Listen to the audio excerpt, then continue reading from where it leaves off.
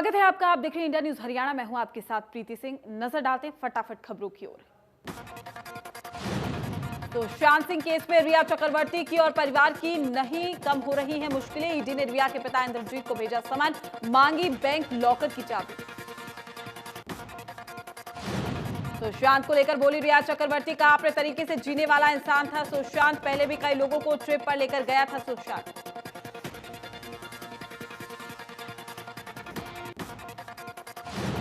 पूरी दुनिया में कोरोना ने जमकर मचाई तबाही। कुल मरीजों का आंकड़ा 2,43,00,000 के पार। अब तक 8 लाख से ज्यादा की मौत।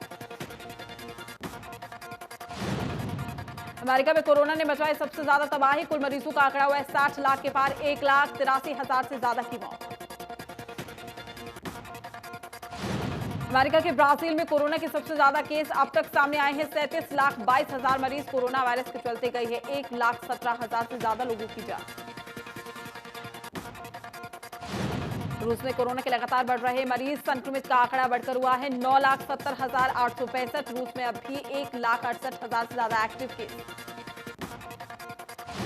दक्षिण अफ्रीका में कोरोना से लोगों का बुरा हाल। लगातार बढ़कर मरीजों का आंकड़ा हुआ 6,15,701। कोरोना से 13,502 की मौत। पाकिस्तान में कोरोना से 6,267 लोगों की मौत। कुल मरीजों का आंकड़ा हुआ है 2,94,193। अब भी 9,000 के करीब केस हैं एक्टिव।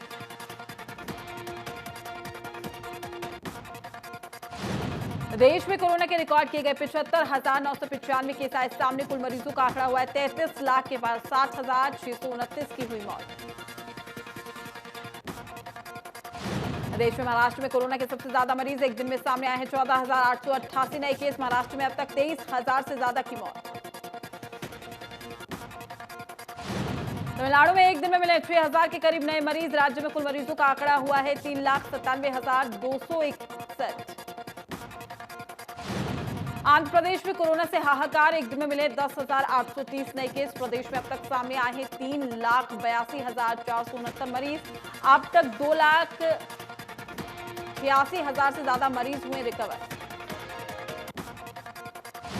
उत्तर प्रदेश में कोरोना के मरीजों की संख्या हुई है 2,03,000 के पार। कोरोना के चलते गई 3,141 लोगों की जान। दिल्ली में फिर बढ़े हैं कोरोना के मरीज। एक दिन में सामने आए हैं 1,693 नए केस। 17 लोगों की हुई मौत। कुल मरीजों का आंकड़ा हुआ है 1,65,764।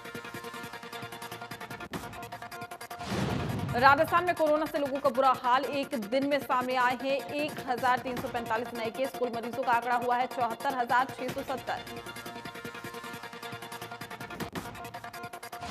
पंजाब में कोरोना के मरीजों की संख्या में लगातार हो रही बढ़ोतरी। अब तक सामने आए 46,000 से ज्यादा केस। कोरोना से 1,219 की गई है जांच। हरियाणा में कोरोना की लगातार बढ़ रहे मरीज। एक दिन में सामने आए हैं 1,397 नए केस। 11 लोगों की हुई है मौत। प्रदेश में 9,758 केस हैं एक्टिव। केंद्रीय राज्य मंत्री कृष्णपाल गुर्जर की कोरोना रिपोर्ट आई है पॉजिटिव। ट्वीट करके दी जानकारी। संपर्क में आए लोगों से की टेस्ट कराने की अपील। कांग्रेस प्रदेश अध्यक्ष कुमारी सैलजा ने खुद को 7 दिन के लिए क्वारंटीन किया है। सैलजा ने ट्वीट करके इस बात की जानकारी दी। कोरोना पॉजिटिव के संपर्क में आई थी सैलजा। फरीदाबाद में कोरोना का कहर जारी है। सरकारी दफ्तरों पर दिखी कोरोना की मार। आरटीओ कार्यालय में 10 कर्मचारी कोरोना संक्रमित मिले हैं। कार्यालय को कुछ दिनों के लिए बंद किया जा सकता है। सिरसा में फिर सामने आए हैं कोरोना के 25 नए मामले। जिले में कोरोना के कुल मरीजों का आंकड़ा हुआ है 1,143। करनाल में कोरोना के बढ़ते मामलों ने बढ़ाई स्वास्थ्य विभाग की चिंता। पहली लिस्ट में सामने आए हैं कोरोना के 65 नए मरीज। करनाल में अब तक कुल पॉजिटिव मामले 2,300 से ज्यादा सामने आए हैं। वहीं जिले में एक्टिव मरीजों की संख्या 700 से ज्यादा हो गई। टोहाना में कोरोना वायरस से 2 लोगों की मौत का मामला भी सामने आया है। नागरिक अस्पताल के एसएमओ ने बताया है कि कोरोना के चलते एक महिला और एक व्यक्ति की मौत हुई। चरखी दादरी में पुलिस ने चालान काटो अभियान चलाया है, जिसमें कई वाहनों के चालान काटे गए हैं। ट्रैफिक पुलिसकर्मी ने बताया कि वाहनों के कागज पूरे नहीं होने और मास्क नहीं लगाने पर चालान किए गए। एक्सिस बैंक में 5 कर्मचारियों के पॉजिटिव होने के बाद जाखल में एक्सिस बैंक को 30 सितंबर तक बंद रखने के निर्देश।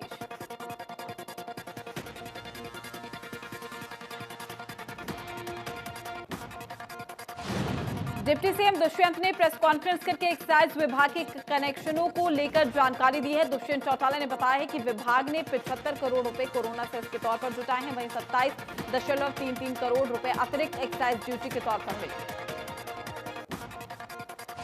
दुष्यंत चौटाला ने कहा है कि हरियाणा के आसपास के 5 राज्यों के मुकाबले हरियाणा में ज्यादा कलेक्शन हुआ। दुष्यंत चौटाला ने कहा कि हर महीने एक्साइज विभाग का ऑडिट किया जाएगा। एक्साइज विभाग की पॉलिसी में बदलाव का फायदा मिला।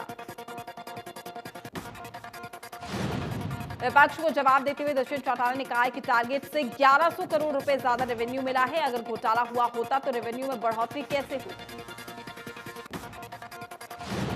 दुष्यंत ने कहा कि सरकार ने प्रदेश में सख्ती से काम किया। हमारी सख्ती से कुछ लोगों को परेशानी हो रही है।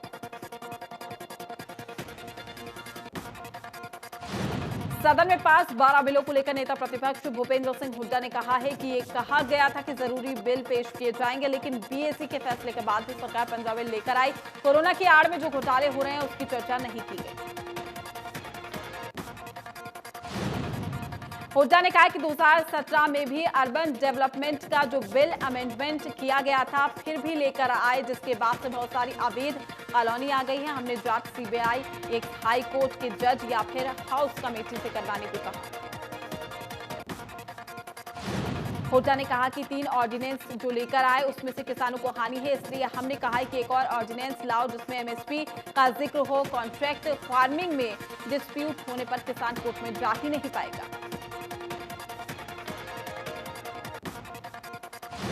अभय चौटाला ने यह भी कहा कि कोरोना की आड़ में बिल पास करवाकर सरकार अपनी पीठ थपथपाना चाहती थी। सप्लीमेंट्री पूछना और उसका जवाब देना भी सरकार की जिम्मेदारी बनती है। अभय चौटाला ने प्रेस कॉन्फ्रेंस करके कहा है कि सदन चलाने में विपक्ष ने सहमति नहीं दिखाई है। निर्दलीय विधायकों से सहमति नहीं ली गई। मुझे भी सदन की कार्यवाही की जानकारी नहीं।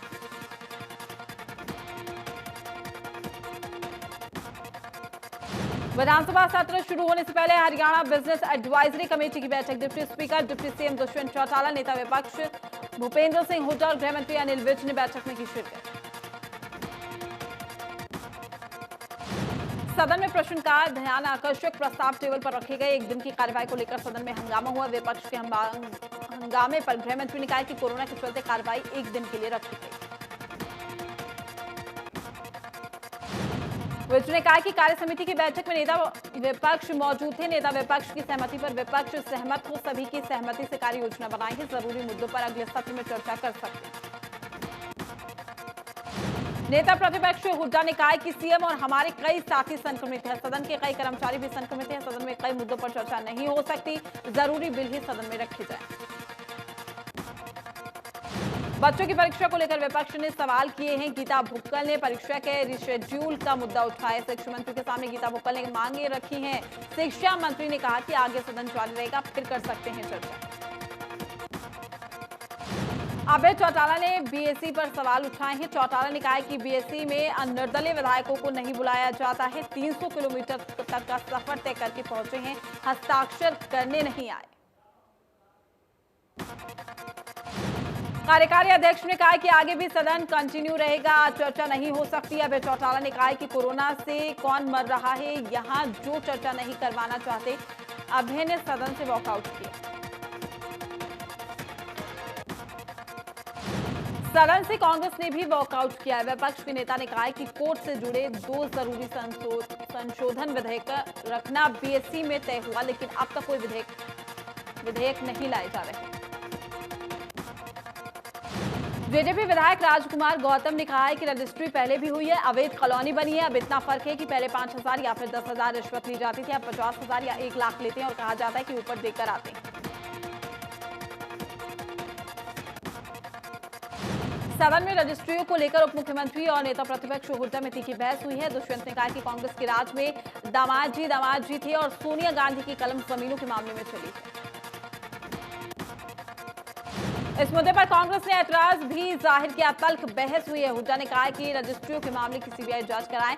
सरकार या हाँ करे या ना करे, कांग्रेस ने सरकार के जवाबों से असंतुष्ट होकर वॉकआउट किया।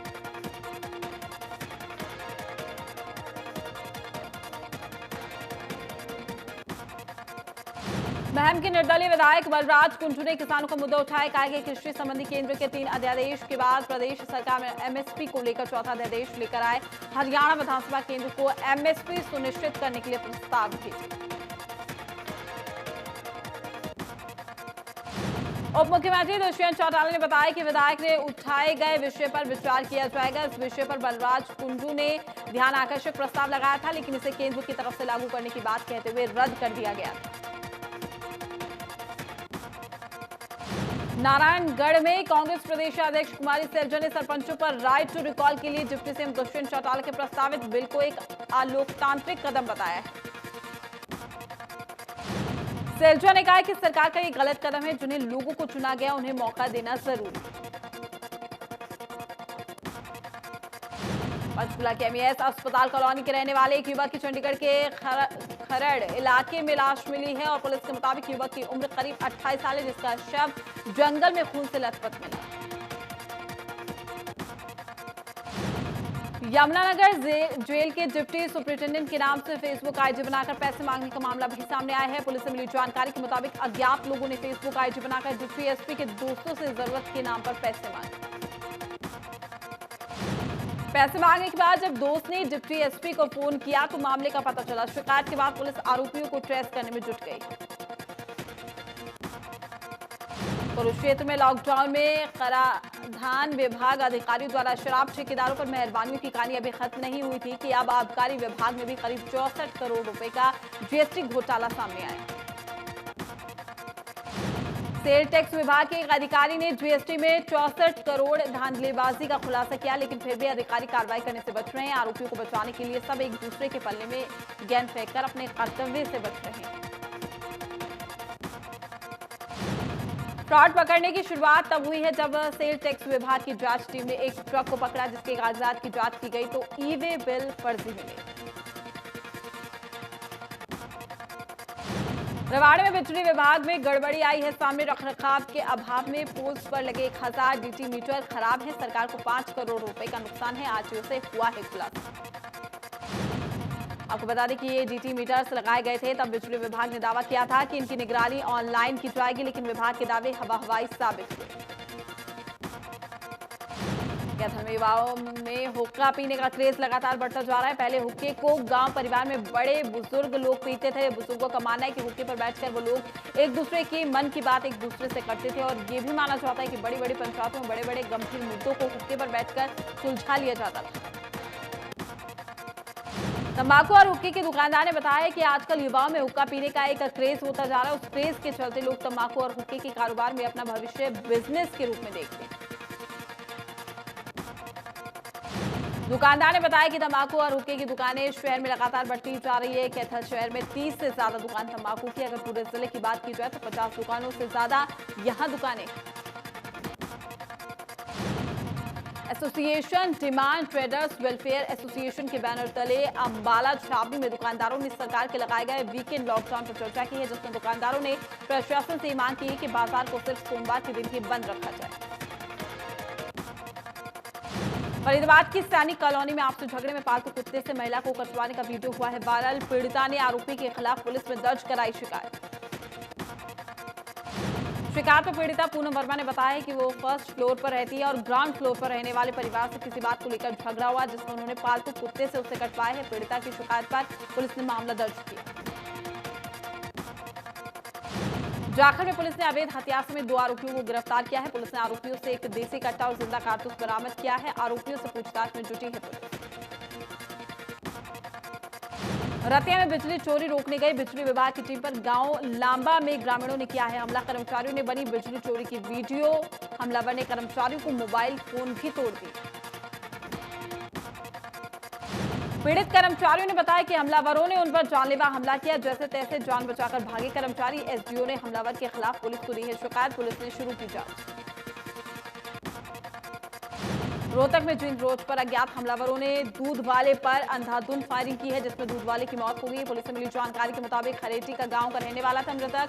पुलिस ने जताई आपसी रंजिश में हत्या की आशंका।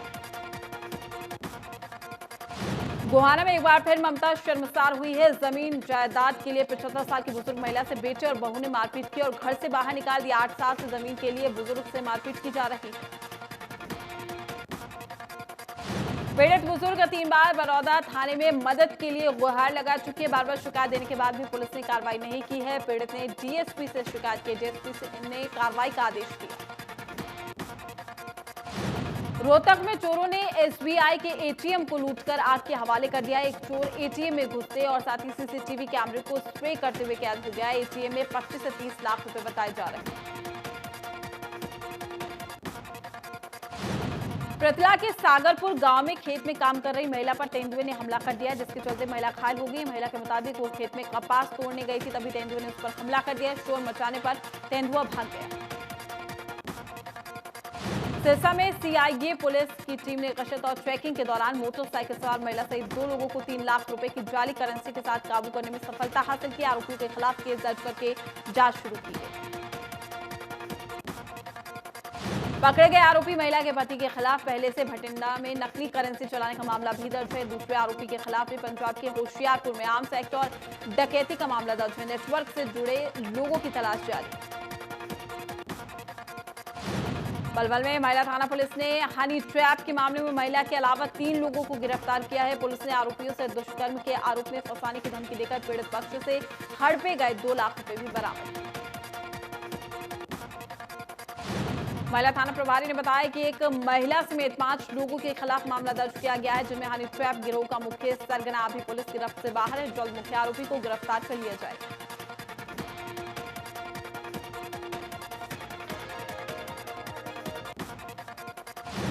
हत्या लूट की वारदात को अंजाम देने वाले सीरियल किलर को गुरुग्राम पुलिस ने किया गिरफ्तार। आरोपियों पर सिलसिलेवार तरीके से हत्या करने का आरोप है। मुख्य आरोपी समेत 2 लोग गिरफ्तार।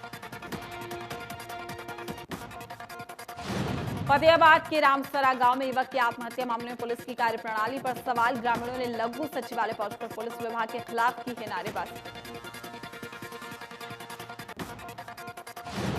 पलवल में होटल के पेगलतू गांव में 11 साल की एक बच्ची की निर्मम हत्या का मामला भी सामने आया। हत्यारों ने मूक बधिर बच्ची की हत्या के बाद उसकी आंखें निकाल दी।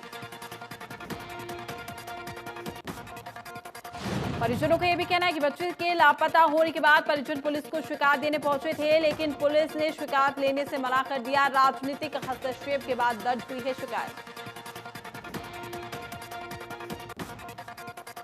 वहीं इस पूरे मामले में डीएसपी ने कहा है कि आरोपी की तलाश के लिए कई टीमें गठित की गई है, जो गहनता से जांच कर रही है। जल्द ही आरोपी पुलिस की गिरफ्त में होंगे। फतेहाबाद में बदमाशों के आतंक से लोग परेशान हैं, जहां भुना के लहरिया गांव में दुकान के बाहर सोए एक व्यक्ति की अज्ञात बदमाशों ने चाकू से गोदकर हत्या कर दी, जिसके बाद ग्रामीणों ने पुलिस को हत्या की सूचना दी। गुरुग्राम में सेक्टर 46 में बैंक के एक अधिकारी के अपहरण के बाद हत्या करने के मामले में अभी तक पुलिस के हाथ खाली हैं। अभी तक इस पूरे मामले में किसी की गिरफ्तारी नहीं हो पाई। इंद्री के गांव खेड़ी मानसिंह के पास पश्चिमी यमुना नहर में 16 साल के एक युवक की डूबने से मौत हो गई। युवक के डूबने की सूचना मिलने पर पुलिस मौके पर पहुंची।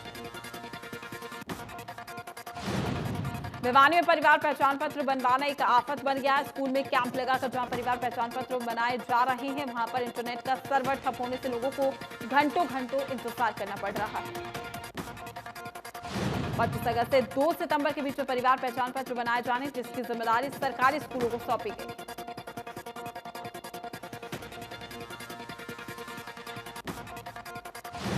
कैथल के सचिवालय में कृषि विभाग के उप निदेशक कार्यालय में भीषण आग लग गई। आग लगने से कार्यालय में रखा रिकॉर्ड जलकर खाक हो गया। जानकारी के मुताबिक शॉर्ट सर्किट के चलते आग लगी। एक्ट्रेस तमन्ना भाटिया के पेरेंट्स कोरोना पॉजिटिव पाए गए। हालांकि तमन्ना की रिपोर्ट नेगेटिव आई है। इस बात की जानकारी खुद तमन्ना ने सोशल मीडिया पर दी। डांसर और एक्टर पुनीत पाठक ने अपनी गर्लफ्रेंड निधि मुनि सिंह से सगाई कर ली है। पुनीत ने सगाई की तस्वीरें सोशल मीडिया पर शेयर भी करी हैं। इन तस्वीरों के सोशल मीडिया पर आने के बाद कोरियोग्राफर गीता कपूर, रेमो और टेरेंस समेत कई सेलेब्स ने बधाई। Bobby Deol starrer web series आश्रम 28 अगस्त को OTT प्लेटफॉर्म MX प्लेयर पर रिलीज होगी। इस थ्रिलर ड्रामा सीरीज से बॉबी देओल डिजिटल डेब्यू करने जा रहे हैं। वेब सीरीज में बॉबी देओल काशीपुर वाले बाबा निराला की भूमिका में नजर आए। अनन्या पांडे ईशान खट्टर स्टारर फिल्म खाली पीली का टीजर हाल ही में रिलीज हुआ है। 3 दिनों के अंदर ही इस टीजर को 1.4 मिलियन से ज्यादा डिसलाइक मिले हैं और इसे ऑनलाइन हेट का सामना करना पड़ रहा है। इस फिल्म के साथ ही ईशान और अनन्या पहली बार साथ काम कर रहे हैं। मल्टी स्टारर फिल्म सड़क 2 डिज्नी प्लस हॉटस्टार पर 28 अगस्त को रिलीज होने वाली है। फिल्म 1991 की फिल्म का सीक्वल है जिसमें पूजा भट्ट और संजय दत्त लीड रोल में।